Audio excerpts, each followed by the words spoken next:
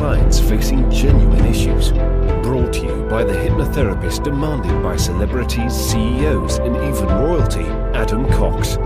These recordings took place live from Adam's clinic in London's world-famous Harley Street. So, get yourself comfortable and enjoy today's episode of The Hypnotist.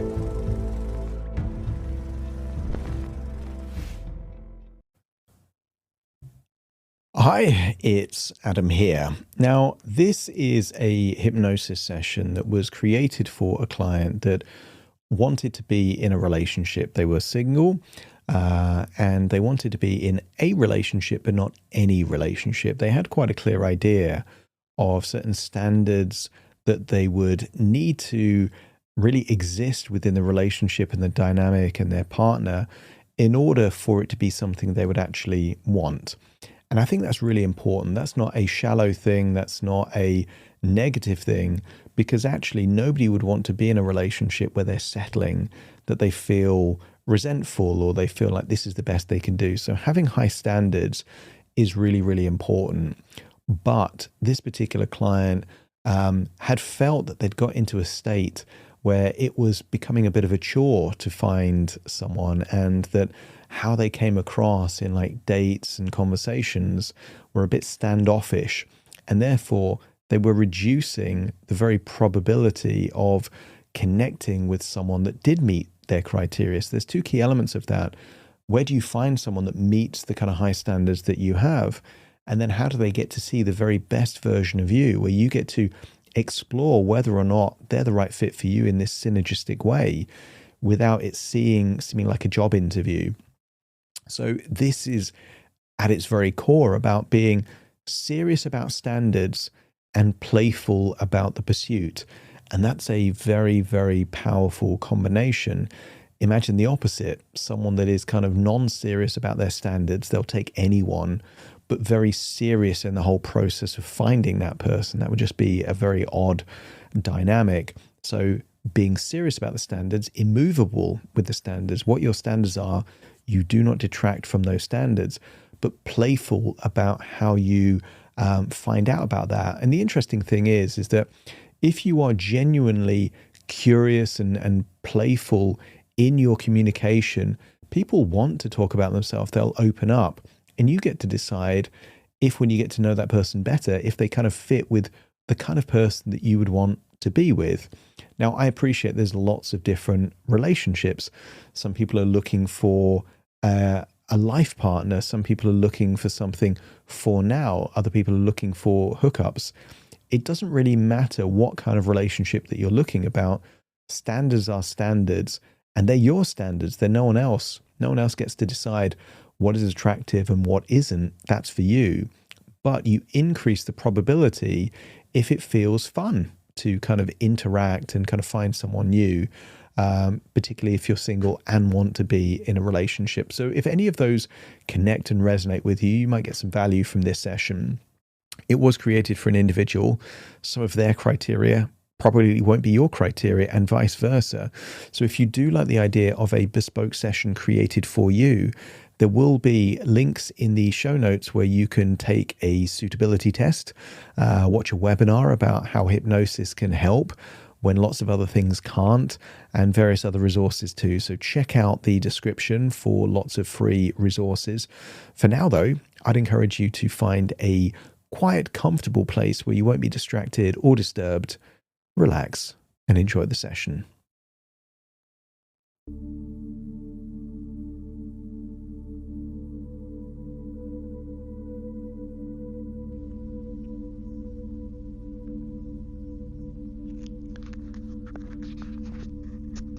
Take a deep breath in,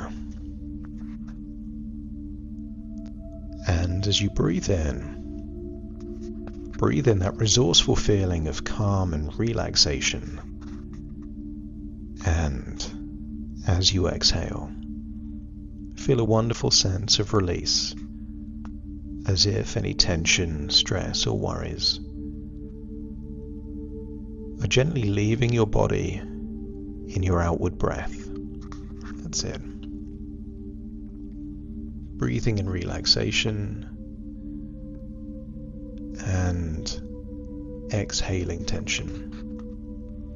And just scan your body for any clues of tension, maybe in your jaw, your neck, your shoulders.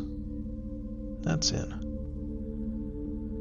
Focus on those tiny muscles in your forehead. And as you breathe in, just allow yourself to breathe in deeper and longer. And as you exhale, give permission to really release.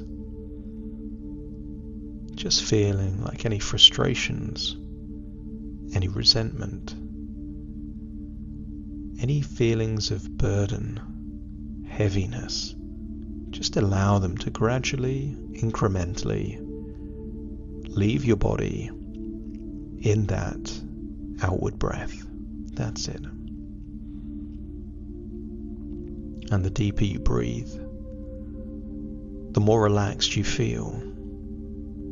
And the more relaxed you feel, the deeper you breathe. Each breath takes you deeper and deeper relaxed. And as your body relaxes, your imagination awakens. And I want you to imagine a wardrobe perhaps where you live right now.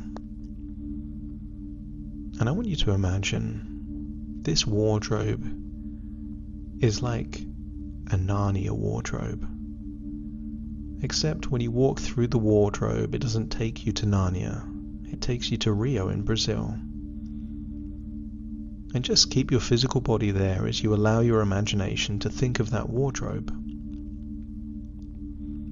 Imagine opening the doors of that wardrobe. And as you walk through, just imagine the clothes keep on going. And as you continue walking through and past the clothes, suddenly you appear. You appear there on the promenade of Copacabana in Rio. And I want you to imagine you're wearing exactly the clothes you would want to wear there in Rio. Maybe you could imagine sunshine and blue skies. Maybe you could imagine hearing the large waves crash there on the shore. Maybe there's the sound of other people on the beach, maybe playing volleyball or football, maybe just laughing and joking there on the beach. And I want you to imagine walking barefoot on the sand, the long beach that leads to the sea. And I wonder if you could imagine what it would feel like to place a big blanket there on the sand, and just imagine lying there on the blanket on the sandy beach under the sunshine. And I want you to connect with a feeling of connectedness. What it would feel like to really be at peace. To think of a time when you thought of this and now you're living this. Connect with the idea that you can fulfill your wishes. You did it here. And you can do it in different areas of your life too. As you lie there on the blanket, I'm going to count down from 10 to 1. And I want you to imagine what it would feel like to drift off into a dream-like sleep where each descending number takes you deeper and deeper relaxed. 10. Eyelids getting heavier. That's it. 9. Breathing in relaxation, exhaling tension, your jaw loosening. 8. That's it. Your neck and your shoulders just feeling more and more relaxed. That's it. 7. Just feel your arms getting limp, loose and heavy. Almost like your arms are the arms of a puppet with no strings. 7 becomes 6, and now focus inside. Imagine your lungs relaxing, your stomach relaxing. That's it. Your heart relaxing, your gut relaxing. All of your insides are relaxing. Any anxiety or tension there in the gut just disappears. As 6 becomes 5, now deep into the gut. Feel how relaxed it could be.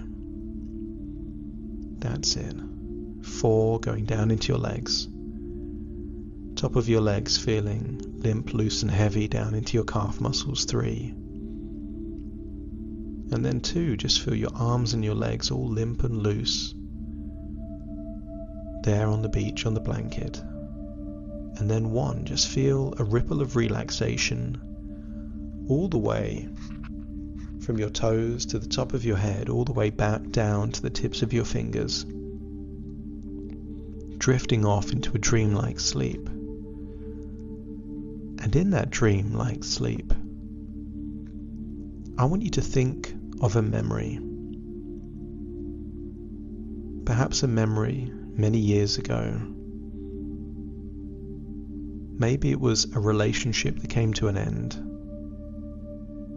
Or maybe it was a time where you were settling, compromising too much. Maybe it was a date that didn't lead to a second date. But when you can think of a memory like that in your past, let me know by nodding your head. And I want you to drift back to that moment, to a point not long after when you were on your own. Remember where you were living back then. Maybe you remember a bedroom or a lounge, just a private area. And I want you to meet that younger version of yourself and just listen.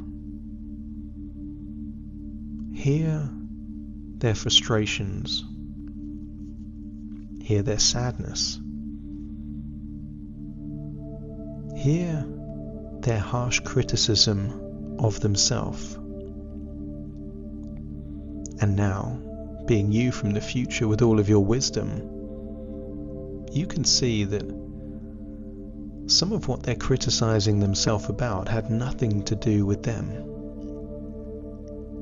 They're just misinterpreting preference or circumstance or situation with a personal defect, and correct them. Let them know that this was not about them. And just listen. Ask them what they want in a relationship. And when they tell you all of those things on their criteria, keep probing. And what else? And what's more important? And what's really important? Because sometimes we sell ourselves on a story, and sell ourselves on that story for so long we start believing that story to be true. But as you communicate with that younger version of you, play detective. Figure out what that younger version of you really wants in a relationship. Maybe it's more than you think. Maybe it's different to what you've been thinking.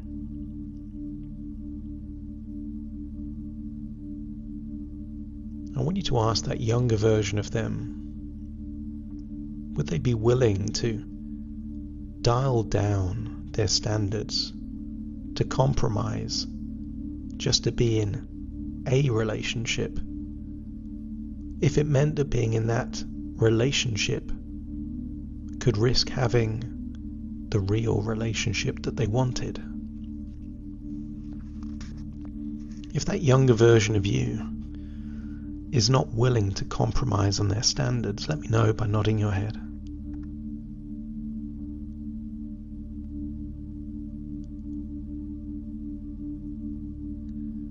And I want you to give some wisdom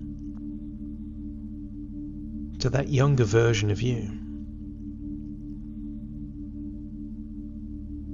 Tell them that they can have high standards and they could be serious about those standards. But tell them they don't need to be serious about how they find the person that meets those standards.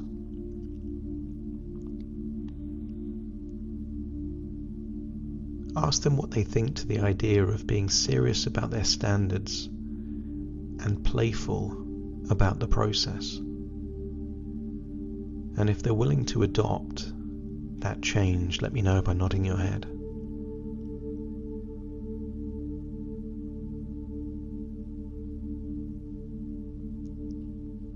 Reassure them. Being serious about the standards means never compromising. Holding their standards of discernment to even higher levels. But they can be playful about how they figure out if those standards can be met. They don't need to vet. They don't need to interview or grill. They can just ask playful, curious questions and then interpret whether those standards can be met from words, but more importantly, actions and behaviors. That when people show you who they are, you can believe them. And I want you to ask that younger version of you if they're willing to maintain those high standards.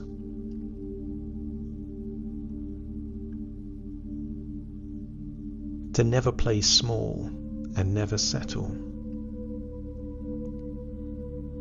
And if they're willing to never lower the standards, but be flexible in finding the person that meets them, let me know by nodding your head.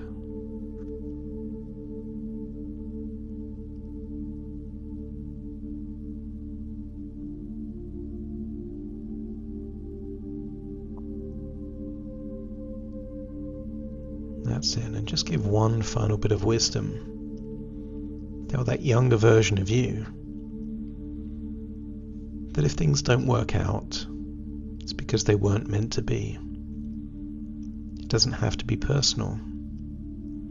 It doesn't need deep reflection, criticism. And that doesn't mean that there can't be things that can be learned or refined. It just doesn't have to mean that.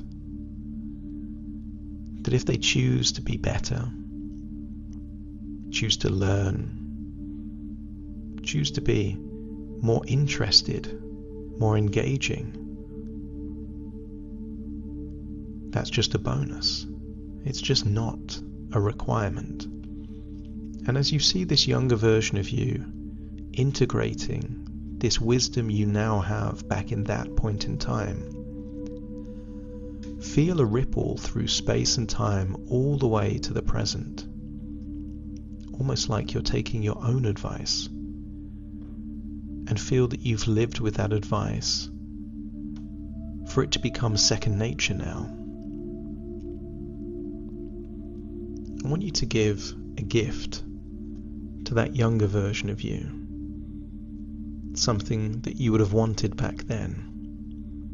An emotional resource, maybe belief, worthiness, maybe permission, playfulness. Give it to that younger version of you as a glowing ball of energy and see them take it. Embrace it, hold it to their heart, and absorb those wonderful resources. And feel those resources ripple through space and time into your present, like you've had this resource for a long time. But that younger version of you also had something that you've lost. And I want you to think of the quality you had back then that you would love to have in more abundance now. And see that younger version of you give you that as the gift. Whatever resource you had more in the past than you have now, take it. Hold it to your chest. Absorb that resource and feel it integrating within you. Give that younger version of you a hug and then float forward into a future. Float 1 year into the future from the present, this time as an observer. I want you to see a romantic evening that you're having 1 year from now with the relationship that you're in.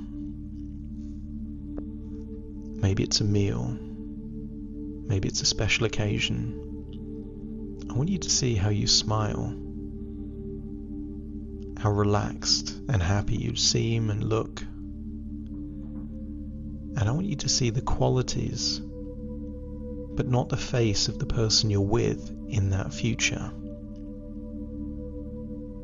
Maybe it's someone strong, intelligent, capable, stable.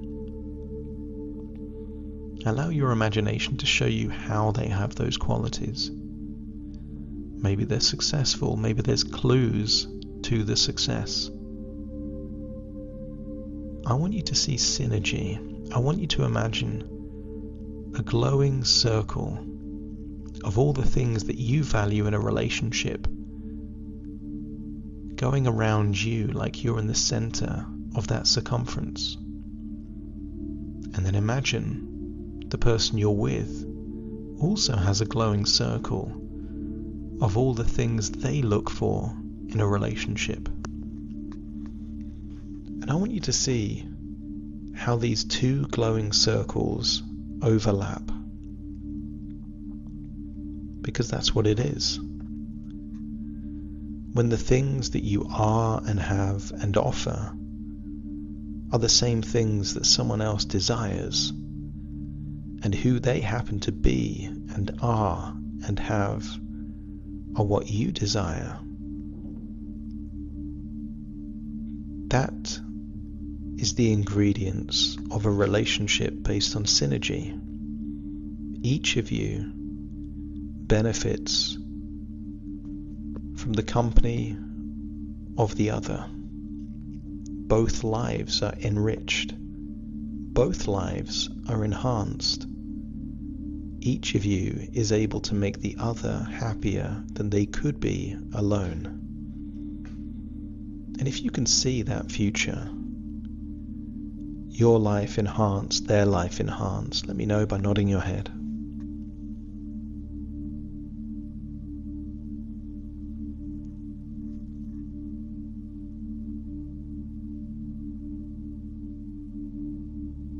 That's it. And then just imagine you're able to see the key steps that it took to make that relationship happen. Go all the way back in time to how they first saw you. Maybe someone you work with. Maybe someone in your gym or your walking route. Maybe you're someone on a dating app or in a club. Maybe it was somewhere that you weren't expecting, like a supermarket. And then just see how that chance encounter or initial contact led to questions, conversations. Notice how playful they were. You were gathering all the information you needed, but not in a serious way. No rushing to have that first date. But see that when there was a first date, you were excited for it, hopeful for it, and see the energy, the personality, the version of you that you presented on that first date. Serious about your standards, playful about the process. And notice how easily you were able to discern whether or not they had what you were looking for. And once you knew, you could be interested as well as interesting, curious to learn more about them. See how you were proactive, thoughtful, but also enabled them to demonstrate the effort and intention. See, you knew you could evaluate. You mattered to them. See the ripple effect of one date leads to another. What you paid attention to. The value you created for them, the value they created for you. And see how in this process there were no expectations, only appreciations. You appreciated when things felt good. A good conversation, a nice compliment, effort was made, perhaps a gift. No expecting it, just appreciating it. And see the lightness of energy of that version of you. And then see how something that started off as a casual conversation became dating, became an exclusive relationship. Allow your imagination to give you a roadmap, not of certainty, but of increased probability. Knowing that at any point in time, if you thought that this had run its course, this was no longer something you desired, see yourself with the confidence to end it if you choose to give you the time, energy, and emotion to pursue something that would give you that potential return. And then fast forward and see yourself in that committed, exclusive relationship with that stable, secure person of integrity and authenticity. I want you to get a sense that this is not a probability or even a possibility. That when you allow yourself to be fully yourself with your high standards and playful process, what you truly desire is inevitable. It's just a matter of time. And as you hold that thought, imagine floating all the way back to that blanket on the beach there in Rio. Imagine getting up off the blanket, walking to the ocean, feeling the water on your feet, and feeling that your levels of optimism and belief that you can attract what you truly desire is now a certainty within you. You feel worthy and deserving of love, connection, and a relationship that meets your high standards. And as you accept those beliefs to be true, it's time to leave this place. So take a deep breath in through your nose and out through your nose. Just wiggle your fingers, wiggle your toes, connect and calibrate into the here and the now. As I now count from 1 to 10 to awaken you. Starting to count. 1, 2, 3, waking up. 4, 5, 6, more alert. 7, 8, open your eyes, open your eyes. 9, 10, wide awake, wide awake, wide awake.